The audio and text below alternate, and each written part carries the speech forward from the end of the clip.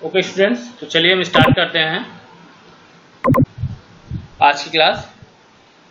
तो अपनी पिछली क्लास 12th की प्लेलिस्ट की पहले वीडियो में मैंने आपको ये बताया कि आपको क्या क्या चीज़ें पढ़नी हैं और क्या क्या चीज़ें नहीं पढ़नी हैं, क्योंकि लॉकडाउन के ड्यूरेशन में 30% सिलेबस आपका डिटेक्ट कर दिया गया है और उसके लिए आपको कोई नई बुक नहीं लेनी है, पुरानी बुक ही है, सिलेबस पुरानी बुक का ही है, लेकिन उसमें से कुछ एक्सरसाइज को हटा दिया गया है जो मैंने आपको पिछली वीडियो में बताया है। तो अगर आपने नहीं देखा है तो आप वहां जाकर पहले ये चीज़ क्लियर कर लीजिए कि आपको क्या क्या पढ़ना है और क्या क्या नहीं पढ़ना है। ठीक है, तो मैं आज स्टार्ट करता हूँ।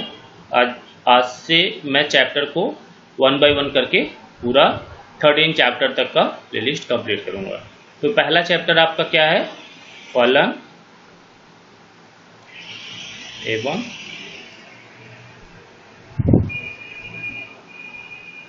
संबंध।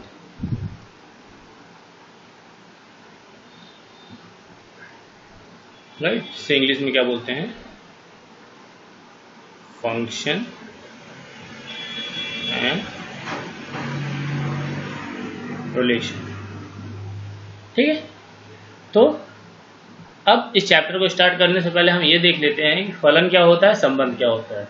तो फलन क्या होता है, संबंध क्या होता है, ये बेसिक चीज़ें आपको क्लास 11th में पढ़ाई जा चुकी है। राइट, इसीलिए इस बार जो यूपी गवर्नमेंट ने जो बुक्स का स्ट्रक्चर डिफाइन किया है वो इस तरीके से किया है कि अगर आप 11 चीज़ें पढ़ कर आ रहे हो तभी आपको 12 चीज़ें अच्छे समझ में आएंगी। तो आई होप आपने 11 में अच्छे से स्टडी की होगी। फिर भी मैं आपको एक जो है फास्ट ट्रैक में बता देता हूँ कि फलन क्या है और संबंध क्या है। ठीक है, तो अगर हम बात करें संबंध की तो आप बिल्कुल सही समझ रहे हैं, ये वही संबंध है जो आप लोग अपनी फैमिली में देखते हैं ना। कुछ वैसा ही संबंध मैथ में भी होता है। जैसे हम कहें कि ए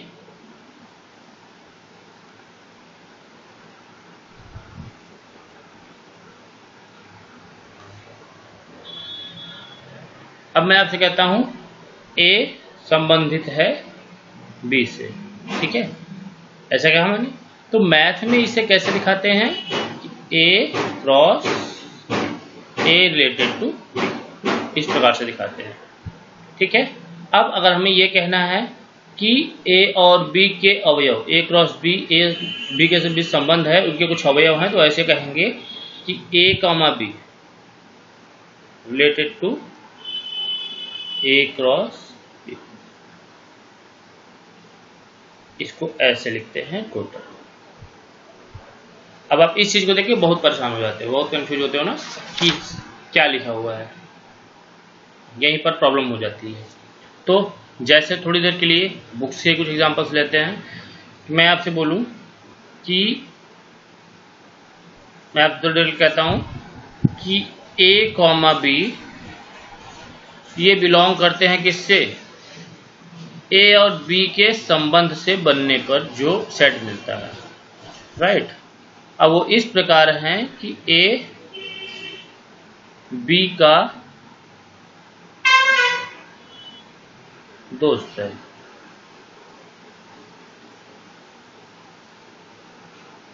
ठीक है, ए बी का क्या है? दोस्त है। तो हम इसे क्या कहेंगे कि ए बी से एक संबंध निकला, उसमें दो बंदे हैं ए कॉमा बी, और संबंध इस प्रकार से है, ए और बी के बीच संबंध इस प्रकार से है कि ए बी का दोस्त है। ठीक, अब आपके दिमाग में ये चल रहा होगा कि सर ये क्या है। ठीक है, तो आपको फिलहाल ये चीज 11th में पढ़ाई गई है, फिर भी देख लीजिए थोड़ा सा कि मान लो कि कोई सेट ए है जिसमें 1 2 3 है। ठीक है, फिर दूसरा कोई सेट बी है जिसमें ए बी सी, चलो 2 ही लेते हैं, बहुत ज़्यादा बड़ा हो जाएगा ना। मान लो ए बी है, यहाँ पर नंबर्स भी ले सकते हैं, नाम भी ले सकते हैं, कुछ भी ले सकते हैं, सेट में कुछ भी हो सकता है। अब हम कहें कि ए क्रॉस बी, हम ए और बी के बीच का रिलेशन निकाल रहे हैं, तो क्या क्या हो सकता है? 1 कॉमा क्रॉस, इसको कार्टेशियन प्रोडक्ट भी बोलते हैं, समुच्चयों का गुणन। तो ए बी से संबंधित हो सकता है, एक ए से संबंधित हो गया, एक बी से हो सकता है, दो ए से हो सकता है, दो बी से हो सकता है ना। देखो बात को समझना, 2A 1A 1B, 2A 2B, CA CB। Clear? तो अगला क्या हो जाएगा, CA, फिर क्या होगा आप लोग समझ गए होंगे, गुड, 3B, राइट।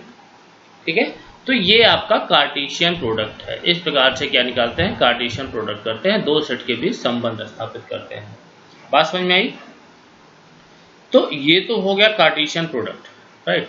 अब हमको ये देखना है कि हम संबंध को कैसे दिखाते हैं, या संबंध कहते किसे हैं, जो हमारा मेन मकसद है। ये तो आपके 11th का सिलेबस था, ठीक है। तो अब हम देखते हैं कि संबंध कहते किसको हैं। ठीक है, अब आप मान के चलो, वेन आरेख आपको दिखा रहा हूं, ये आपका ए है, ठीक है, और ये आपका बी है। अब मान लो इसमें 1 है, 2 है, 3 है, 4, इसमें x है, y है, z है, w है। ठीक, अब इनके बीच एक रिलेशन है, ठीक है। और रिलेशन इस प्रकार है कि 1 पर x है, 2 पर y है। ध्यान देना वही चीज कि a क्रॉस b, की बात हो रही है, 3 पर z है, 4 पर w। ठीक है, तो गौर करो आप, यहां पर a और b एक दूसरे से संबंधित है, ठीक। तो ये एक संबंध है, ठीक है, ये भी एक संबंध है। अब मैं ऐसा क्यों कह रहा हूं आपको मैं आगे बताऊंगा, ठीक है। थोड़ा सा पेशेंस बनाकर रखिएगा आप लोग। ये a है, ये b है। अब वही 1 2 3 4 x y z w। कहानी ऐसी भी हो सकती है, ध्यान देना। ये तो आप लोगों ने अभी थोड़ी देर पहले एग्जाम्पल में देखा ही था ना।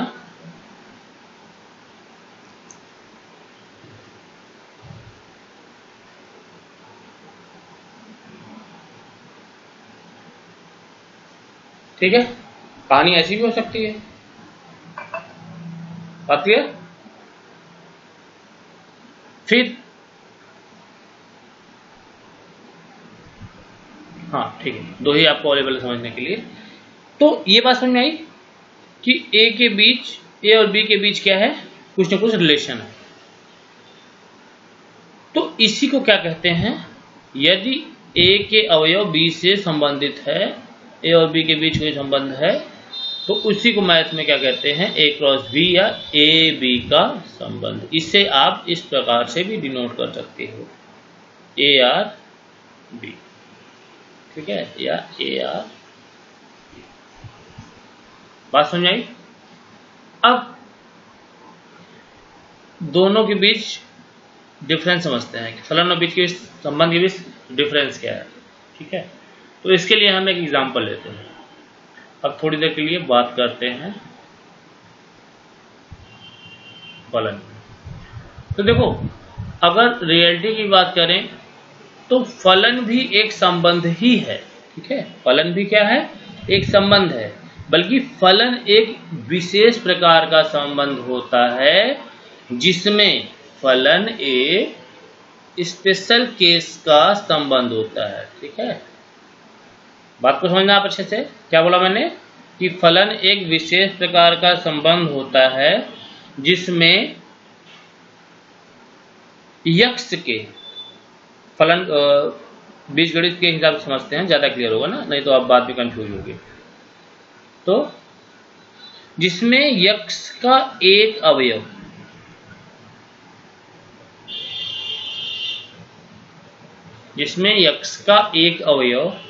y के सिर्फ और सिर्फ एक ही अवयव से जुड़ा होता है, ठीक है। बात समझ में आई? देखो ये क्या है, ये फलन है। क्यों? क्योंकि यक्ष के एक अवयव का, ये समझ लो ये मिरर है, ठीक है, ये आपका क्या है, मिरर, जिससे आप आईना बोलते हो, शीशा ना, ये मिरर है। तो फलन एक ऐसा संबंध है जिसमें यक्ष के एक अवयव का सिर्फ और सिर्फ एक ही प्रतिबिंब बनता है। ठीक है, बात समझो अच्छे से, कि फलन एक ऐसा संबंध है, एक विशेष प्रकार का ऐसा संबंध है जिसमें यक्ष के एक अवयव का सिर्फ और सिर्फ एक ही प्रतिबिंब बनता, उसे हम क्या कहते हैं, फलन कहते हैं। ठीक है, ये केस ऐसा भी हो सकता है 1 2 3 4 6 7 9, ये केस ऐसा भी हो सकता है।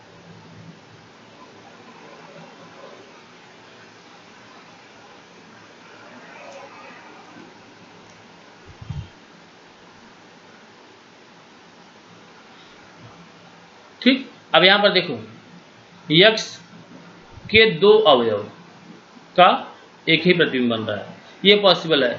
क्यों? कि भाई एक का तो सिर्फ और सिर्फ एक ही हमको यक्ष से मतलब है, वाई से मतलब थोड़ी ना है।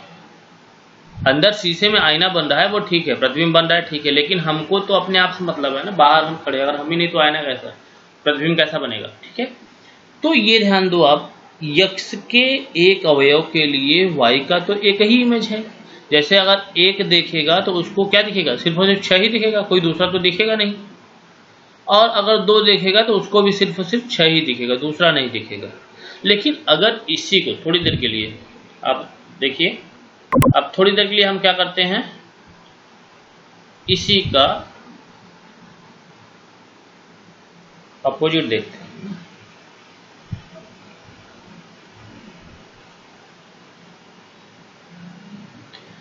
तो 1 2 3 4 6 7 8 9, अब देखना आप ये चीज देखो, अब इसमें एक अगर शीशे में देखेगा तो उसको कितने लोग दिखाई देंगे, 2 लोग दिखाई देंगे। ये सिचुएशन है संबंध की, ये फलन नहीं है।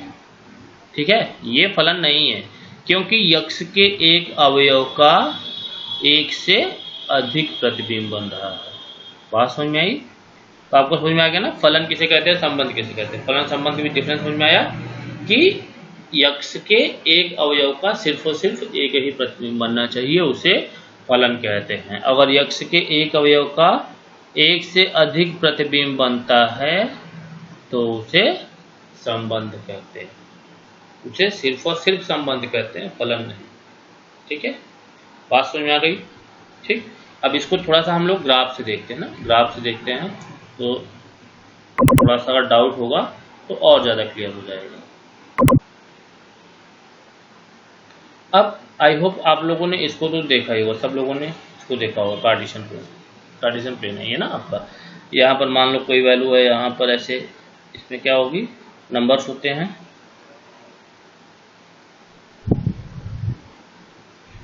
देखो इसको आप अच्छे समझ लेना, क्योंकि ये समझ में आ गया तो आगे आपको दिक्कत ही नहीं होगी, चैप्टर 2 तेजी समझ में आएगा। अब मान लो यहाँ पर कोई पॉइंट 2,1 है, यहाँ पर एक पॉइंट 1,2 है। अब यहाँ समझ लो कि ये पॉइंट आपका -2, -2 है। ठीक है,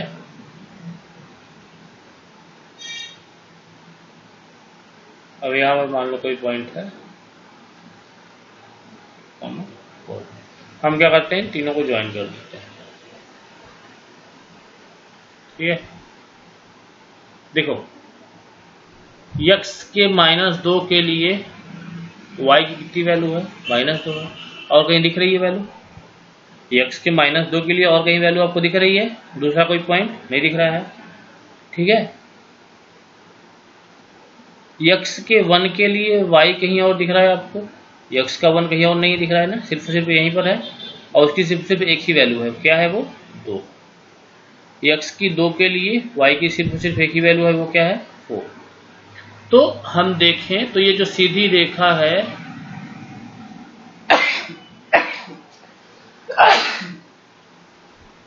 सॉरी, तो अगर हम सीधे सीधे देखें तो ये जो सीधी रेखा है ये किसको दिखा रही है? ये फलन को दिखा रही है। ठीक है, अगर हम एक लाइन खींच कर पूछे आपसे बताओ ये फलन है कि संबंध है, तो आप क्या कहोगे कि ये फलन है। अच्छा, इसको एक तरीके से और समझ सकते हैं हम लोग,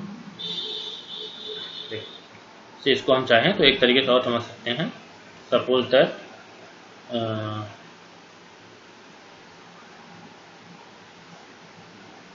ये चीज, अब देखो हम यक्ष पे कहीं भी खड़े हो जाएं, मान लो हमने यक्ष पे यहाँ खड़े होकर के अपना हाथ पांव फैलाया, तो बताओ हम इस लाइन को कितनी जगह पर काटेंगे? सिर्फ और सिर्फ एक ही जगह पर ना, और कहीं तो काट नहीं पाएंगे। तो इस तरीके से भी हम चेक कर सकते हैं कि वो फलन है या संबंध है। अगर हम यक्ष पर खड़े होकर देखें और जो ग्राफ है, ये लाइन क्या है? ग्राफ है। ग्राफ सब कुछ होता है, कई प्रकार से होता है। लाइन हो गई, सर्कल हो गया आपका, इलिप्स हो गया, पैराबोला, हाइपरबोला, ये सभी क्या होते हैं? ग्राफ्स में ही आते हैं। तो ध्यान से आप देखो, तो अगर हमें यक्ष पे खड़े होकर के चाहे ऊपर देखें चाहे नीचे देखें, हम इस लाइन को सिर्फ और सिर्फ एक ही जगह काट रहे हैं। मान लो यहाँ खड़े हो जाते हैं तो यहाँ खड़े होंगे, तब भी क्या होगा? हम इस लाइन को कहाँ पर काटेंगे? सपोज दैट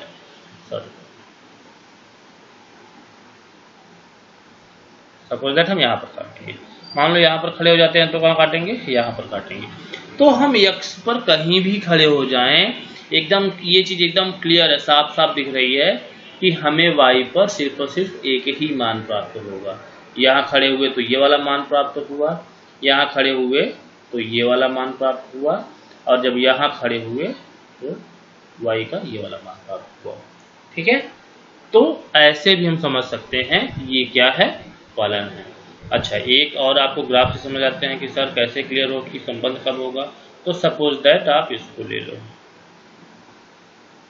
यहाँ पर देखो, ये भी फलन को रिप्रेजेंट कर रहा है। देख लो एक बार और भी क्लियर हो जाएगा। जैसे मान लो हम यहाँ खड़े हैं, ठीक है, हम यहाँ खड़े हैं, अब हम ऊपर नीचे अपने देखेंगे तो हम ग्राफ को कितनी जगह काटेंगे? सिर्फ और सिर्फ एक ही जगह। यहाँ खड़े हो जाएं तब भी हम ग्राफ कितनी जगह काटेंगे? एक जगह। यहाँ खड़े हो जाए तब भी ग्राफ को कितनी जगह काटेंगे? एक जगह। तो ये क्या है? फलन है। अब एक ग्राफ बनाते हैं हम लोग जो रिप्रेजेंट करे संबंध को। सपोज दैट ये एक ग्राफ ले लेते हैं।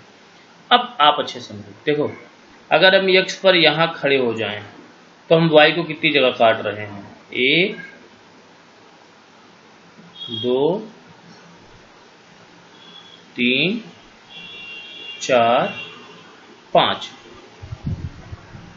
बात क्लियर ना कि x की एक ही वैल्यू के लिए, x के सिर्फ और सिर्फ इस वैल्यू के लिए देखो y कहाँ कहाँ दे रहा है वैल्यू को। यहाँ पर भी एक वैल्यू दे रहा है, यहाँ पर भी एक वैल्यू दे रहा है, यहाँ पर भी एक बार काट रहा है वैल्यू दे रहा है, और यहाँ पर भी एक बार काट के वैल्यू दे रहा है। एक वैल्यू ये हो गई, एक ये हो गई, एक आपकी ये हो गई, एक ये हो गई, और ये हो गई ना।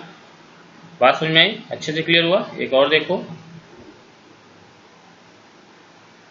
ये देखो, अब यक्ष पर अगर हम यहाँ खड़े हो जाएं तो हम देखेंगे कि यक्ष के इसी वैल्यू के लिए यहाँ भी y का मान मिल रहा है और यहाँ भी मिल रहा है। एक मान यहाँ मिल रहा है और एक मान यहाँ मिल रहा है।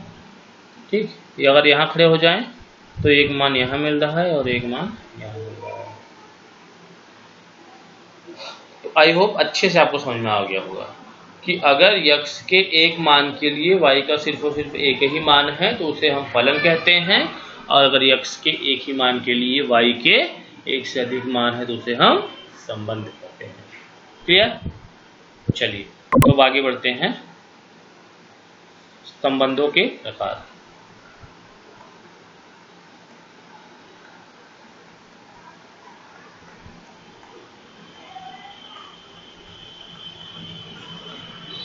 संबंधों के प्रकार, जिससे आप अंग्रेजी में क्या बोलोगे?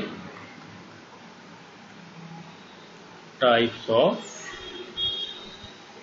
देखो आप इंग्लिश पे ध्यान दिया करो, क्योंकि आगे आप कोई एंट्रेंस एग्जाम की तैयारी करोगे तो फिर आपको वहाँ पर दिक्कत होगी ना। तो इंग्लिश वर्ड पे थोड़ा ध्यान दिया करो ताकि आपको इंग्लिश भी मैथ पढ़ने में दिक्कत ना हो। तो अगर हम संबंधों के प्रकार की बात करें तो संबंध कुल होते हैं कितने प्रकार के। पहला आपका होता है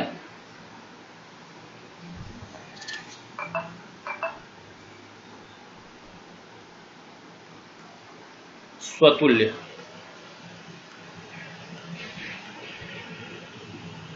जिसको इंग्लिश में बोलते हैं रिफ्लेक्सिव होता है, एल आ गया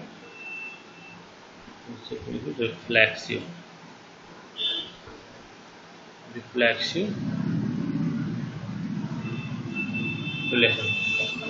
अच्छे समझते हैं ना कि रिफ्लेक्सिव संबंध होता क्या है। ठीक, देखो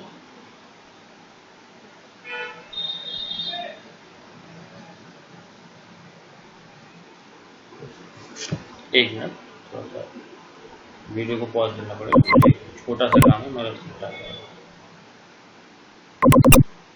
हाँ तो स्टूडेंट्स, तो मैंने आपको क्या बताया कि वैसे तो रिलेशन होते कई प्रकार के हैं, लेकिन आपको यहाँ पर कुछ ही पढ़ना है, 4। ठीक है, तो पहला उसमें क्या है, स्वतुल्य, रिफ्लेक्सिव। देखो आपने साइंस में पढ़ा होगा थोड़ा सा, उस सबसे अगर इसको रिलेट करें तो रिफ्लेक्सिव का मतलब क्या होता है। रिफ्लेक्सिव का मतलब होता है कि जो बाहर है वही अंदर है। जैसे आप शीशे के सामने खड़े हो, रिफ्लेक्शन आपने क्या पढ़ा था कि किरण जाती है टकरा कर वापस आ जाती है, वही किरण ना। तो वैसे ही मैथ में है कि यदि A related to B such that A, A, ठीक है, मतलब आप ऐसा कह सकते हैं कि अगर ये कम समझ में आया तो आप इसको रिलीज करो। मैं फिर दूसरी तरह से बताता हूँ कि अगर एक संबंध, अगर A और B के बीच संबंध है, अब वो इस प्रकार है कि A, A हो ना, मतलब किसी अवयव का संबंध स्वयं से हो। बात समझ में आई कि संबंध इस प्रकार हो कि एक किसी समुच्चय के प्रत्येक अवयव का स्वप्रतिबिंब। ठीक है, बात को समझो कि सेट के प्रत्येक अवयव का स्वप्रतिबिंब होना चाहिए। मतलब A है तो A, A होना चाहिए, A B है तो A, A, B, B होना चाहिए। ठीक है, अगर B है B, B, C, C, D, D। ठीक है, ये क्या है, अगर संबंध इस प्रकार के है कि अवयव अपना ही प्रतिबिंब है। ठीक है, अवयव खुद अपना ही प्रतिबिंब है, तो उसे हम क्या कहते हैं, स्वतुल्य संबंध। आई होप को समझ में आ गया होगा कि अगर किसी अवयव का प्रतिबिंब वह खुद ही है, मतलब इधर A है तो यहाँ भी A ही है। ठीक, जैसे मैं थोड़ा सा संबंध से लेके चलूं, फैमिली संबंध, रिलेशन से, तो अगर मैं कहूं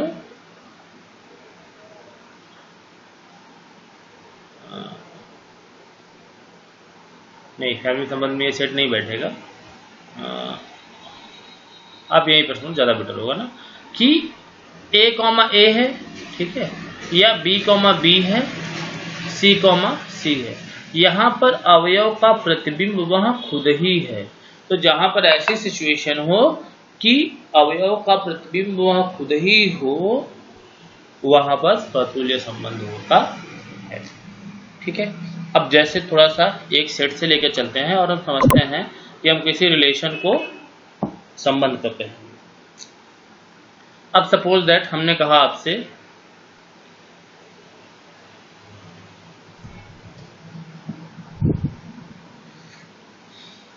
कि एक रिलेशन है belongs to A, A, B, B, C, C।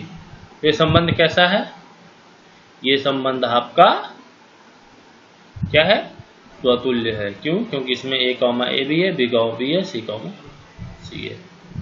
बात समझ में आई? यहाँ पर अवयव के प्रतिबिंब वहाँ खुद ही है। ठीक, आगे और अच्छे समझेंगे, क्लियर हो जाएगा, ज़्यादा कंफ्यूज मत होइए यार। फिर उसके बाद दूसरा आपका आता है सिमेट्रिक रिलेशन। ठीक है, सिमेट्रिक रिलेशन मतलब इसे बोलते हैं सममित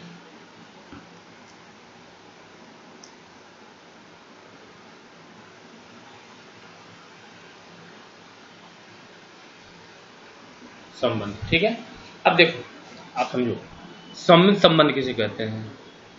ठीक है, अगर दो अवयव के बीच संबंध इस प्रकार है ना, मान लो कोई रिलेशन है, वो इस प्रकार है कि जिस प्रकार से ए बी से संबंधित है उसी प्रकार से बी ए से भी संबंधित है ना।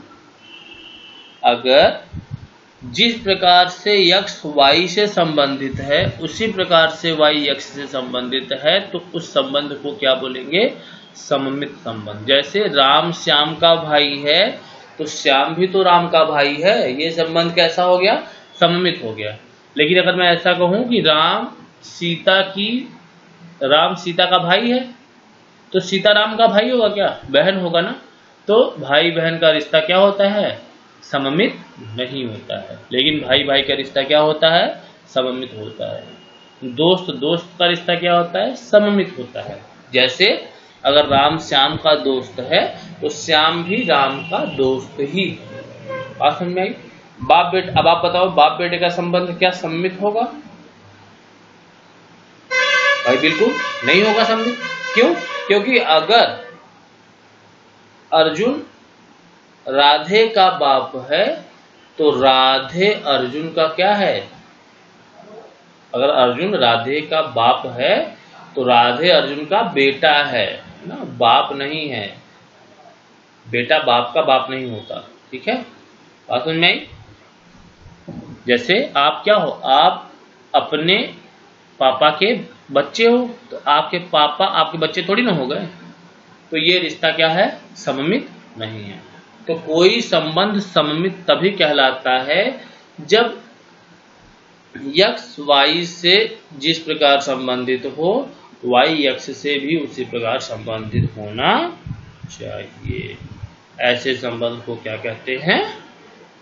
सममित संबंध कहते हैं। ठीक है, फिर बात करते हैं तीसरे की। ठीक है, तीसरा आपका होता है ट्रांजिटिव रिलेशन।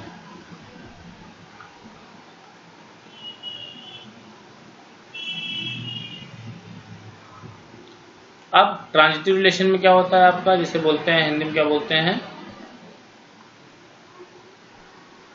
संक्रामक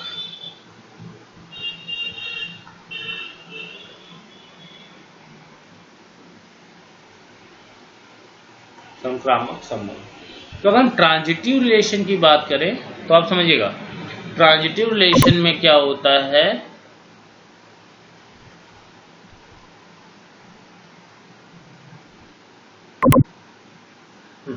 तो अगर हम ट्रांजिटिव रिलेशन की बात करें तो एक रिलेशन ट्रांजिटिव तभी कहा जाएगा जब ए बी से संबंधित हो, ठीक है, बी सी से संबंधित हो तो ए भी सी से संबंधित होना चाहिए। आपको समझो, ए बी से संबंधित है और बी सी से संबंधित है ना। ए रिलेटेड है बी से, बी रिलेटेड है सी से, तो यह बहुत ही जरूरी है, कंपलसरी है कि ए सी से भी संबंधित होना चाहिए। अगर ऐसा है तो क्या?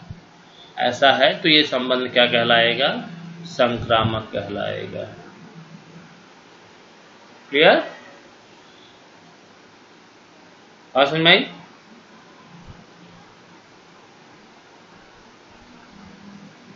तो ये बात आप ध्यान रखेंगे कि अगर संबंध इस प्रकार से परिभाषित है कि ए का संबंध है बी से बी का संबंध है सी से, तो ए का संबंध सी से भी होना चाहिए। अगर है तो वह संक्रामक कहलाएगा और नहीं है तो संक्रामक नहीं कहलाएगा। ठीक है। फिर सबसे लास्ट में चौथा जो आपका रिलेशन आता है वो क्या है? Fourth one is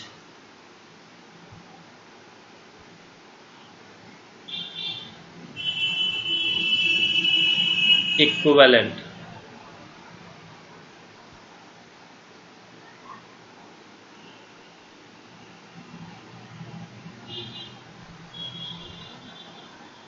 equivalent relation. ठीक। तो इक्विवेलेंट रिलेशन क्या होता है? ऐसे संबंध जो क्या हो ना, एक संबंध इस प्रकार है कि वह स्वतुल्य भी है ना, सममित भी है और संक्रामक भी है। ठीक है। अगर कोई संबंध ऐसा है कि वह स्वतुल्य भी है, सममित भी है और संक्रामक भी है, अगर वह संबंध तीनों को संतुष्ट करता है तो ऐसे संबंध को क्या बोलते हैं? इक्विवेलेंट रिलेशन बोलते हैं। और सुनना, इक्विवेलेंट रिलेशन क्या होता है कि अगर कोई संबंध इस प्रकार के है कि वह स्वतुल्य, सममित और संक्रामक तीनों हैं, तो ऐसे संबंध को क्या कहते हैं? स्वतुल्य संबंध कहते, इक्विवेलेंट रिलेशन कहते। ठीक है। अब चलिए आइए कुछ एग्जांपल्स देखते हैं। डेफिनेशन तो हो गई, डेफिनेशन आप लोगों ने समझ ली। अच्छा, एक काम किया करो, आप इसकी नोट्स बनाते चलो। ठीक है। इसी चैप्टर की नहीं, आप सारे चैप्टर्स की नोट बनाते चलो। मैं बहुत ही स्लो मोशन में पढ़ा रहा हूँ इसीलिए, ताकि आप नोट्स बनाए रहो और आप जब भी आपको प्रॉब्लम होती है तो आप नोट्स पलट के देख सको, या तो आप इस वीडियो को ही दोबारा देख करके चीज़ों को पढ़ सकते हो ना। नोट्स बनाने से आपको ज़्यादा क्लियर होता है, क्योंकि लिखने से चीज़ें ज़्यादा दिमाग में घुसती हैं। चलो कुछ एग्जांपल्स देखते हैं। जैसे मान लीजिए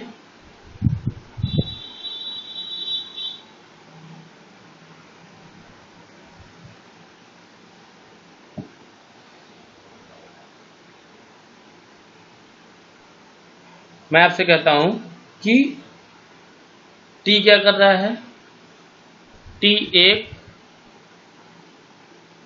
रिलेशन को रिप्रेजेंट कर रहा है। ठीक है। टी एक संबंध को दिखा रहा है और क्या कह रहा है कि टी किसी समतल में स्थित समस्त त्रिभुजों का एक समुच्चय है। मतलब टी क्या है? टी में क्या आते हैं? ट्रायंगल्स आते हैं। Triangle 1, triangle 2, triangle 3 up to dot dot triangle n। ठीक है।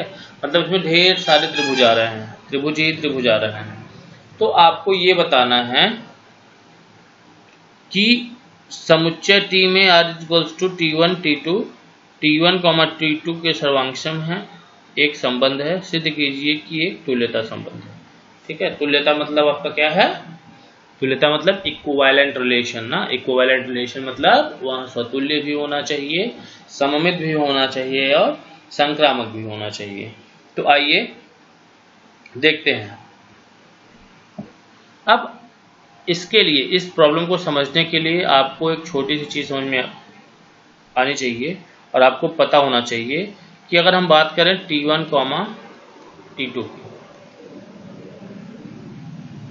ये संबंधित है R से, मतलब एक ऐसा रिलेशन है जिसमें, अब ये बताओ कि अगर त्रिभुज 1 ना, अगर T1 T2 के सर्वांगसम है तो क्या T2 T1 के सर्वांगसम नहीं होगा? बात को समझो। अब पहले हम क्या करते हैं, पहले स्वतुल्य समझ लेते हैं, सममित बात को समझेंगे। तो पहले स्वतुल्य की कंडीशन को देखते हैं। तो भाई स्वतुल्य की बात करें तो बहुत सीधी सी बात है कि कोई भी त्रिभुज हो, मान लो ये त्रिभुज है, ठीक है, तो कोई भी त्रिभुज अपने आप के सर्वांगसम तो होता ही है, क्योंकि सर्वांगसम कंडीशन क्या होती है? भुजा कोण भुजा, कोण कोण कोण, भुजा भुजा भुजा। आप कोई भी कंडीशन दिखा सकते हो। तो देखो क्या इसकी भुजा इसी के बराबर नहीं होगी? क्या मेरा हाथ मेरे हाथ के बराबर नहीं है ना? बात को समझो भाई। उसी की एक छड़ी अपने आप के बराबर होती है कि नहीं होती है? तो वैसे ही एक ये वाली भुजा इस भुजा के बराबर होगी, ये वाली भुजा इसी भुजा के बराबर होगी, इसी। तो इससे क्या सब क्लियर हुआ? इससे ये क्लियर हो गया कि कोई भी त्रिभुज अपने आप के सर्वांगसम होता है। तो हम कह सकते हैं कि भाई यहाँ पर T1 कॉमा T1 हो जाएगा, T2 कॉमा T2 हो जाएगा, T3 कॉमा T3 हो जाएगा, अप टू डॉट डॉट इसी प्रकार से Tn कॉमा Tn भी हो जाएगा। क्यों? क्योंकि कोई भी त्रिभुज खुद के सर्वांगसम होता ही होता है। तो इस प्रकार से ये संबंध क्या हो गया? ये स्वतुल्य हो गया। क्लियर? आपको समझ में आई ये बात? फिर बात करते हैं सममित की। रिफ्लेक्सिव कंडीशन चेक करते हैं। ये सॉरी, रिफ्लेक्सिव का चेक कर लिया और सिमेट्रिक का चेक करते हैं ना। ये हमने रिफ्लेक्सिव का चेक किया था, अब सिमेट्रिक की कंडीशन चेक करते हैं। तो अगर हम सिमेट्रिक कंडीशन की बात करें तो आप एक बात बताओ भाई, अगर T1 T2 के सर्वांगसम है ना, तो क्या T2 T1 के सर्वांगसम नहीं होगा? बात को समझो। अगर ये त्रिभुज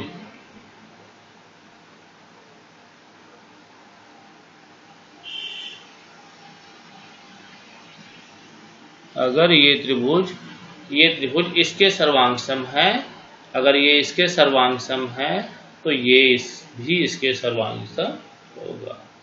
ठीक है? क्यों? क्योंकि अगर ये वाली भुजा इसके बराबर है, ये वाली भुजा इसके बराबर है, ये वाली भुजा इसके बराबर है, तो क्या ये वाली भुजा इसके बराबर नहीं है क्या? ये वाली इसके बराबर नहीं है क्या? बात समझ में आई? तो अगर त्रिभुज T1 T2 के सर्वांगसम है तो T2 T1 के भी सर्वांगसम होगा ना। तो अगर T1 T2 है तो T2 T1 भी होगा। इसलिए यह किसको सत्य कर रही है? यह सममित को भी सत्य कर रही है। फिर एक कंडीशन बचती है संक्रामक की ना, ट्रांजिटिव की। अगर ये भी कंडीशन को ये होल्ड कर लेता है, अगर ये भी कंडीशन सत्य हो जाती है तो हम आराम से कह देंगे क्योंकि दिया गया संबंध सममित, संक्रामक और स्वतुल्य तीनों है, अतः यह एक तुल्यता संबंध है। तो मैंने आपको क्या बताया था? मैंने आपको ये बताया था कि संक्रामक की कंडीशन क्या है? संक्रामक की कंडीशन ये है कि अगर A B से संबंधित है ना, मैंने कहा अगर T1 T2 के सर्वांगसम है, T2 T3 के सर्वांगसम है ना। थोड़ी देर के लिए समझो, T1 T2 T3। भाई मेरे अगर ये इसके सर्वांगसम है, ये इसके सर्वांगसम है, तो क्या ये इसके और ये इसके सर्वांगसम नहीं होगा? बिल्कुल होगा ना। बात को समझो। इसकी भुजा इसके बराबर है और इसकी भुजा इसके बराबर है, तो यही तो बात हो गई कि जो लंबाई इसकी थी वही इसकी भी हो गई। ये वाली भुजा इस वाली भुजा के बराबर है और ये वाली भुजा इस वाली भुजा के बराबर है। तो अगर ये 4 था, ये 4 था और ये भी 4 है, तो क्या ये इससे संबंधित नहीं है? बिल्कुल है। ये इसके बराबर है और ये वाली इसके बराबर है, तो क्या ये इसके बराबर नहीं है? है। तो जब इसकी तीनों भुजाएं इसके भी बराबर हैं, तो क्या हम ये नहीं कह सकते कि T1 T3 के भी सर्वांगसम है ना? T1 T3 के भी सर्वांगसम है। तो देखो कंडीशन को समझो, क्या गया? T1 T2 T2 T3 और T1 T3 है कि नहीं है? अतः यह संबंध क्या है? संक्रामक भी है। तो जब ये संबंध क्या हो गया? स्वतुल्य अब चूंकि रिलेशन क्या है, सिमेट्रिक है,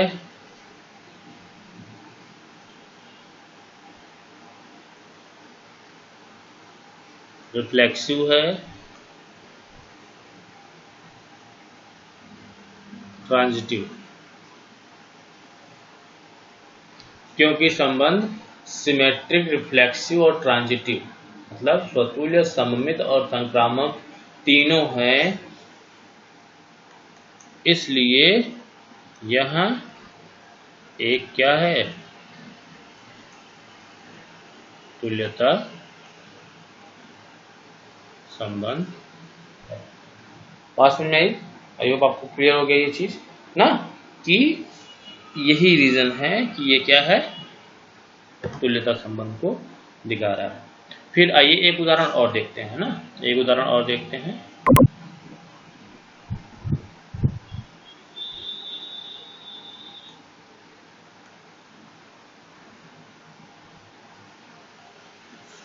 एग्जाम्पल 2 देखते हैं। देखो एग्जाम्पल 2 में क्या कह रहा है कि मान लेते हैं कि L क्या है,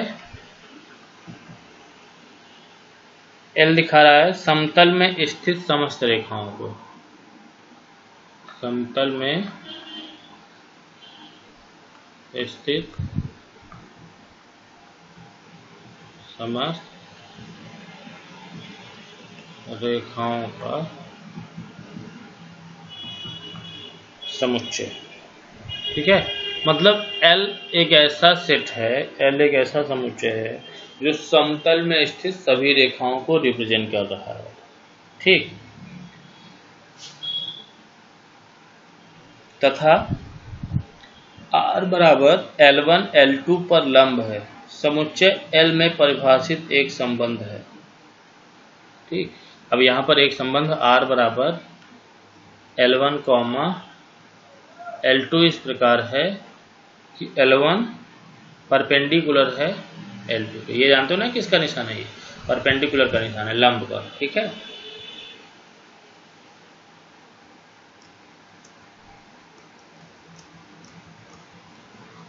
ठीक, L1 परपेंडिकुलर टू L2 लंब है, समुच्चय L में परिभाषित एक संबंध है। सिद्ध कीजिए कि R सममित है किंतु न तो स्वतुल्य है और न ही संक्रामक।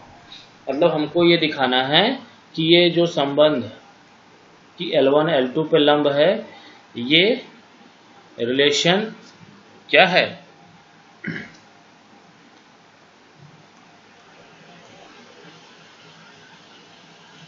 सिमेट्रिक तो है लेकिन न ही रिफ्लेक्सिव है और न ही ट्रांजिटिव। तो हमको ये प्रूव करना है कि ये रिलेशन सममित तो है बट ना स्वतुल्य है और ना ही संक्रामक है। तो मैंने आपको क्या बताया था, पहले मैं क्या करता हूँ, पहले रिफ्लेक्सिव की कंडीशन चेक करता हूँ ना, पहले स्वतुल्य की कंडीशन चेक करता हूँ।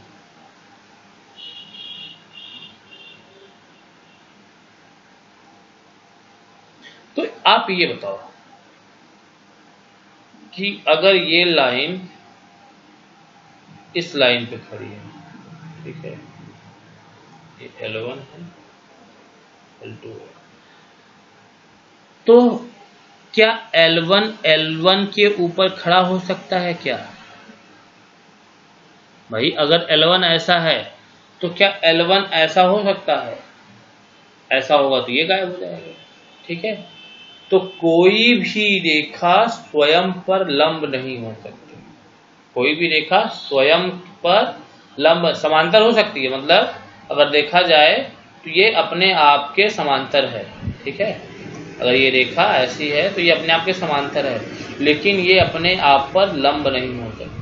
ठीक है, क्योंकि अगर ये ऐसी है तो ये ऐसे इसको नहीं दिखा सकते। तो यहाँ से क्या क्लियर हुआ कि कोई भी रेखा स्वयं पर लंब नहीं हो सकती, अतः यह संबंध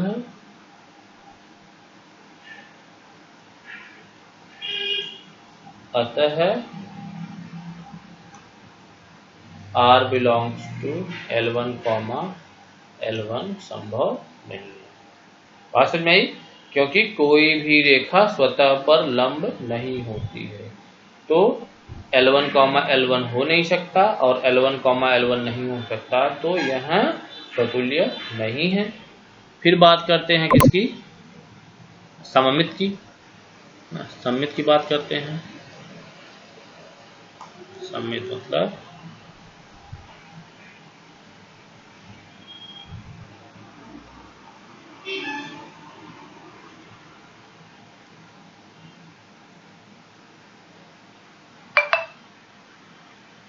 सिमेट्री की बात करते हैं। तो अगर सममित की बात करें, देखो L1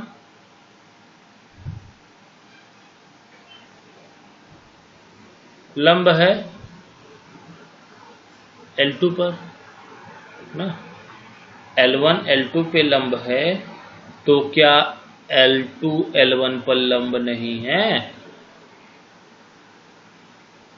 बात को समझो आप, ठीक है, कि अगर L1 L2 पे लंब है तो L2 L1 पर भी लंब है।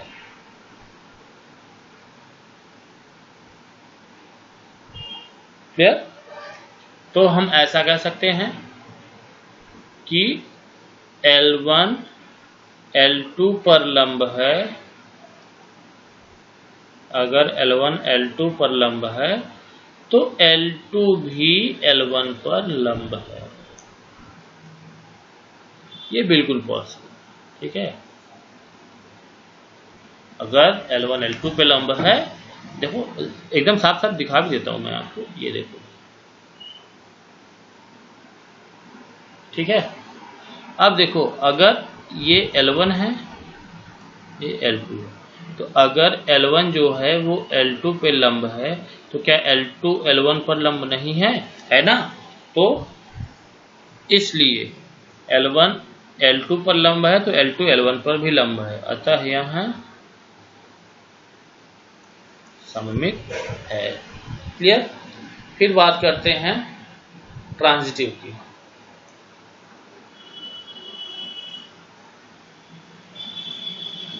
एक इधर में कंफ्यूज हो गया अपना,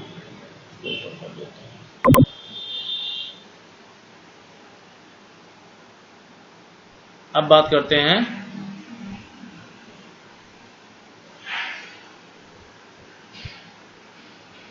संक्रामक ट्रांजिटिव की। अगर हम बात करें ट्रांजिटिव की, तो ध्यान दो, अब हमने कहा L1 L2 पर लंब है, ठीक है, L2 L3 पर लंब है। देखो L1 L2 पे लंब है ना, और जो L2 है वो L3 पर लंब है। बात को समझ लो अच्छे से, L1 L2 पर लंब है और L2 L3 पर लंब है ना।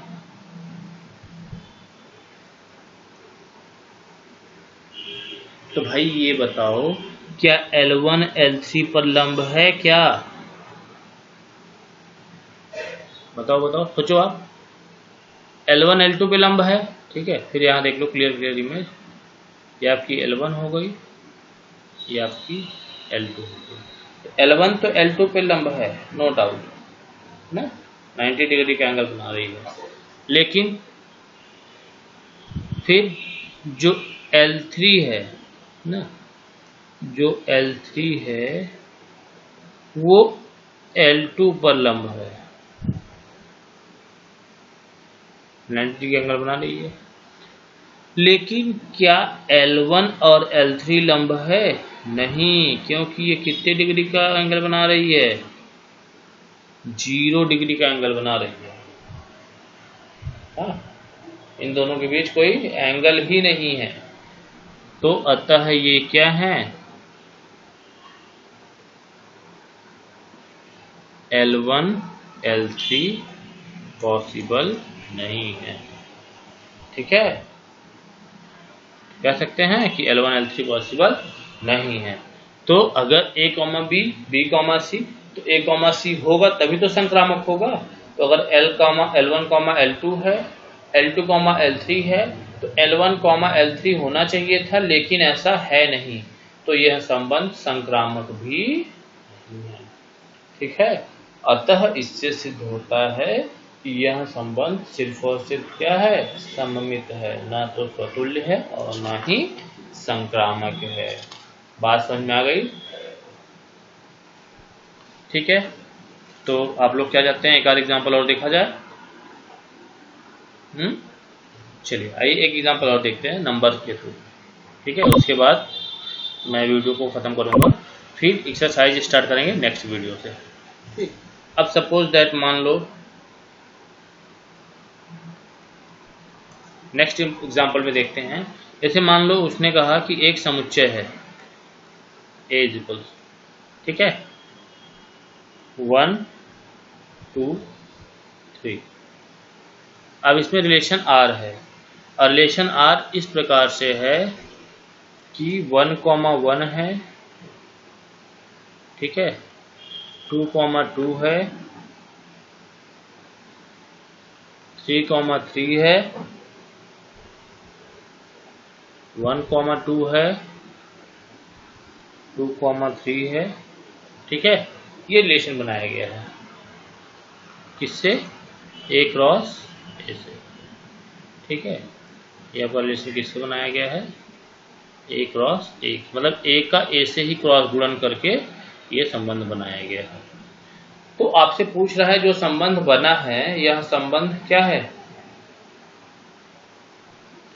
सिद्ध कीजिए कि समुच्चय इतने इतने में द्वारा स्वतुल्य है, परंतु न तो सम्मित है और न ही संक्रामक है। वही केस यहाँ पर भी है, आपको दिखाना है कि यह संबंध न ही स्वतुल्य है और न ही संक्रामक है, केवल सममित है। तो ठीक है, कोई दिक्कत नहीं है, हम लोग कंडीशन पता है। पहले स्वतुल्य की कंडीशन देखते हैं ना, जिसको क्या बोलते हो आप लोग, सॉरी रिफ्लेक्सिव, इसको आप लोग इंग्लिश में क्या बोलते हो, रिफ्लेक्सिव। तो भाई मेरे ये देखो, यहाँ पर इधर देखो, पहले आप सेट ये है, सेट में क्या है 1 है, तो क्या 1, 1 है, ये सेट है, ये संबंध है ना। तो आप ये देखो सेट के अवयव, सेट के सभी अवयव का स्व प्रतिबिंब है या नहीं है, अगर है तो स्वतुल्य है, नहीं है तो नहीं है। 1 है तो 1, 1 होना चाहिए, ठीक है इसमें भी ना, यहाँ पर देखो ये है, यहाँ 2 है तो 2, 2 भी होना चाहिए, ठीक है भाई वो भी है। 3 है तो 3 भी है, 3, 3 भी है ना। इसका मतलब ये क्या है, ये संबंध स्वतुल्य है ना। बात क्लियर हुई, एकदम साफ साफ दिख रहा है ना कि 1 के लिए 1, 1 भी है, 2 के लिए 2, 2 भी है, और 3 के लिए 3, 3 है। तो ये हमारी रिफ्लेक्सिव की कंडीशन को फुलफिल कर रहा है। बाकी कुछ है या नहीं है इससे मतलब नहीं है, बस हमें सभी अवयव का स्व प्रतिबिंब चाहिए था, वो मिल गया, तो ये स्वतुल्य है। फिर सममित की बात करते हैं ना, यहाँ पर लिख देते हैं कि 1, 1 भी है, 2, 2 भी है, और 3, 3 भी है। इसलिए अब बात करते हैं सममित की। तो अगर सममित की बात करें तो सममित के लिए देखो आप, सममित की कंडीशन क्या कहती है, अगर 1, 2 है, जैसे x y से संबंधित है वैसे ही y x से भी संबंधित होना चाहिए। मतलब अगर 1, 2 है तो 2, 1 भी होना चाहिए ना। 2, 3 है तो 3, 2 भी होना चाहिए। तो और रिलेशन के अंदर आते हैं और देखते हैं, यहाँ आ गए, चलो 1, 1 है तो 1, 1 तो होगा ही भाई, इसको अलट पलट ले कोई फर्क नहीं पड़ता। 2, 2 है तो 2, 2 होगा ही, 3, 3 है तो 3, 3 भी होगा, कोई दिक्कत नहीं है। लेकिन यहाँ पर आओ, 1, 2 है तो 2, 1 भी होना चाहिए ना। सम्मित यही तो कहता है कि अगर x, y है तो y, x भी होना चाहिए संबंध में, तभी वह क्या होगा, सममित होगा। तो यहाँ पर 1, 2 है, लेकिन कहीं पर आपको 2, 1 दिख रहा है, इसमें नहीं दिख रहा है ना। तो 1, 2 तो है, बट 2, 1 नहीं है। 2, 3 तो है, लेकिन 3, 2 नहीं है, अतः यह संबंध सममित नहीं है। बात समझ में आई, क्लियर हो गया होगा। फिर आइए संक्रामक की कंडीशन को चेक कर लेते हैं। संक्रामक कंडीशन देखो 1, 1, 1, 1, 1, 1, ये तो होगा ही संक्रामक भाई। 1, 1 है तो 1, 1 है ही, और 1, 1 है तो 1, 1 भी होगा। ठीक है, ऐसे समझो कि अगर 1, 1 है तो 1, 1 है तो 1, 1 भाई। 1, 1, 1, 1 देखो 1, 1 है तो ये वाला इधर आ गया, ये वाला इधर, कोई फर्क नहीं पड़ा। फिर क्या ये वाला 1, 1 नहीं हो सकता क्या? ये भी तो हो सकता है। तो अगर कोई अगर देखो, एक बार आप ध्यान देना कि अगर कोई संबंध स्वतुल्य है तो वहां संक्रामक भी होगा और सममित भी होगा। बात समझ में? तो अब आप देखो,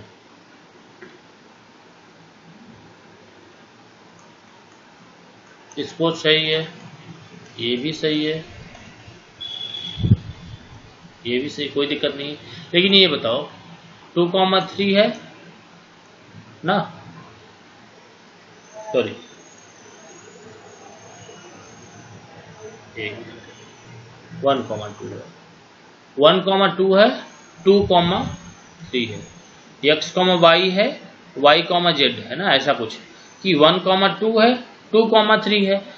तो संक्रामक क्या कहता है कि भैया 1, 3 भी चाहिए तभी हम संक्रामक कह पाएंगे, नहीं तो नहीं कह पाएंगे। लेकिन इसका अता पता ही नहीं है ना, संबंध में ये है ही नहीं। जबकि संक्रामक की कंडीशन क्या कहती है कि अगर ये है और ये है तो ये भी होना चाहिए, लेकिन इसमें ये दिख रहा है क्या? नहीं दिख रहा है, तो ये संबंध संक्रामक भी नहीं। अतः यह संबंध सिर्फ और सिर्फ क्या है? स्वतुल्य है, ना ही सममित है और ना ही संक्रामक है। तो डियर स्टूडेंट्स, यहीं से अपनी वीडियो को मैं क्लोज करता हूं और फिर मिलेंगे आपको चैप्टर के साथ। बाकी आप एग्जाम्पल्स इसके करते रहना, ठीक है। अगर कोई डाउट होता है तो मुझे कमेंट करना, और चैनल को प्लीज़ लाइक और सब्सक्राइब करना ना भूलें, ताकि मुझे एक मोटिवेशन मिले और मैं आपको एंड तक प्लेलिस्ट क्रिएट करने में कोई हिचकिचाहट ना हो। नहीं तो मुझे ऐसा लगेगा कि मैं मेहनत कर रहा हूँ लेकिन आप लोग मुझे सपोर्ट ही नहीं कर रहे हो।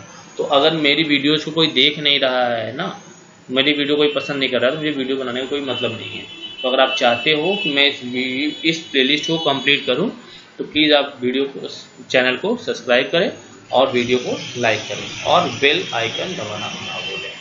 हाँ, अगर आपको किसी जगह पर कोई डाउट होता है या आपको कोई क्वेश्चन समझ में नहीं आ रहा है तो आप मुझे कमेंट कर सकते हैं, मैं आपके कमेंट का रिप्लाई जरूर करूँगा। ठीक है, तो मिलते हैं एक्सरसाइज के साथ नेक्स्ट वीडियो में। तब तक के लिए बाय।